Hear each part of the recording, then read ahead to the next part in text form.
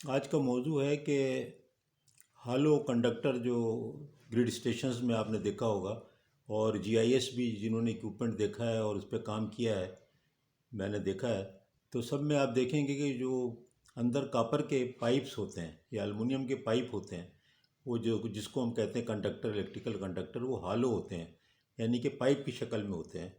तो मैं इसमें दो चीज़ें एड्रेस करूँगा। एक तो ये आपको बताऊँगा कि पाइप क्यों होता है, बहुत सौ को मालूम होगा। और दूसरा ये कि कहाँ से इसका स्टैंडर्ड जो है उसको ढूंढे कहाँ। आपको ये आमतौर पे पाइप जो कॉपर कंडक्टर है हालो, ये आपको कंडक्टर में अगर आप जाएंगे तो आपको एसीआर कंडक्टर और कॉपर कंडक्टर और ये सब चीज़ें मिलेंगी, लेकिन ये चीज़ ज़रा मुश्किल से मिलेगी आपको।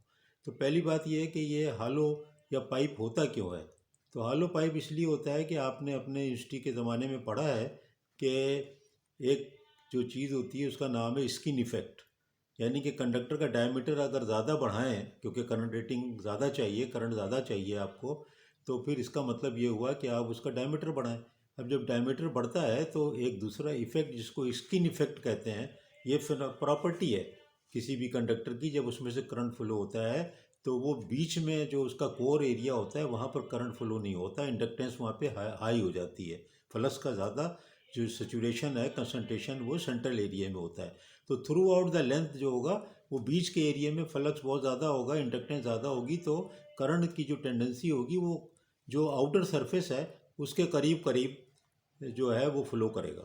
तो इसका मतलब है कि बीच का जो मटेरियल है वो अगर ना हो तो कोई भी फ़र्क नहीं पड़ेगा करंट रेटिंग पे, क्योंकि वहाँ पे करंट नहीं है।